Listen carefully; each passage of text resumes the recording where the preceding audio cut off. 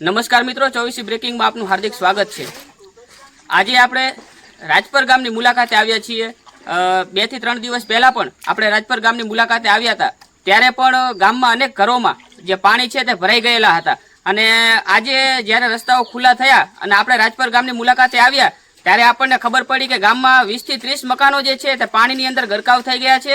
અને પાણીના લીધે જે પાણીનો ભરાવ થયો, કાચા મકાનો હતા એટલે પાણીના ભરાવના કારણે મકાનો પડી ગયા છે। અત્યારે આપણી પાછળ જે 5 મકાનો ઊભા છે, 5 મકાનની અત્યારે પરિસ્થિતિ હાલમાં એવી છે કે 5 મકાન જે છે તે અત્યારે સંપૂર્ણપણે પડવાની હાલતમાં થઈ ગયા છે। અંદરથી આપણે તમને હું વિડીયો બતાવીશ કે તમે વિડીયો જોવો એટલે તમને એવું લાગે કે ખરેખર જે પરિસ્થિતિ છે તે પરિસ્થિતિ અતિશય જે ગંભીર હાલતમાં અત્યારે જે છે તે જોવા મળી રહી છે। રાજપર ગામ 3 થી 4 દિવસ જે વરસાદના કારણે સંપર્ક વિહોણું થઈ ગયું હતું।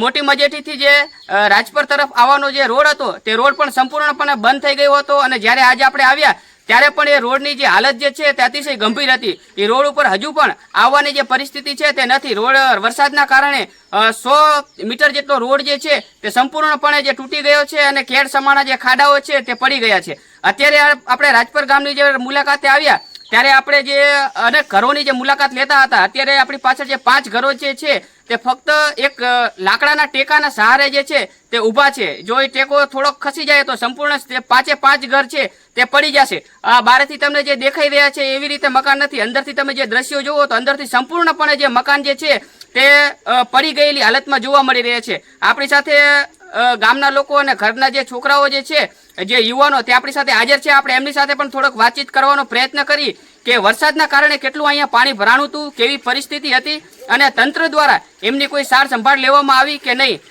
પહેલા તો તમારું નામ, ગામ અને વરસાદના કારણે તમારે અહીં કેવી પરિસ્થિતિ જે છે તે સર્જાણી હતી? વરસાદ આવ્યો, આપણે 4 દિવસથી કોઈ આવ્યું નથી। એક મંત્રી આવ્યા છે ગામ રાજપર, પાટડી તાલુકો, જિલ્લો સુરેન્દ્રનગર। હજુ મંત્રી સિવાય કોઈ બીજું આવ્યું નથી અહીંયા। અને 5 ઘર લાગત પડી ગયા છે। અંદર ફ્રીજ, પંખા અને બધું અમારો સામાન રહી ગયો છે અંદર બધો। વરસાદના કારણે તમે કોઈ સામાન અંદરથી બહાર કાઢ્યો કે એવું કઈ ખરું? કોઈ કાઢી શક્યા નથી, કાઢી જ નથી શક્યા એવી કોઈ કાઢી શક્યા અને અત્યારે આપણે જ્યાં ઉભા કેટલું પાણી કેટલું હતું અહીંયા? 7 હમાણું પાણી હતું। આટલું થતું હતું પાણી, 7 હમાણું। અને તંત્ર દ્વારા તમારી કોઈ સંભાળ લેવામાં આવી નહીં? મંત્રી સાહેબ એક આવ્યા હતા, કોઈ બીજું આવ્યું નતું। શું મંત્રી સાહેબ દ્વારા તમને શું આશ્વાસન આપવામાં આવ્યું? પૈસાનું કીધું પણ એ હજુ આવે ન આવે એ કઈ વસ્તુ નથી। જો દર્શક મિત્રો, આવી જે પરિસ્થિતિ છે તે રાજપર ગામની છે। રાજપર ગામની અંદર અનેક ઘરો જે છે તે આવી રીતે પાણીની અંદર જે ગરકાવ થઈ ગયા છે અને અનેક લોકોને જે છે તે સહાયની જરૂર છે। ઘણી બધી જે પરિસ્થિતિ છે તે ખરાબ છે।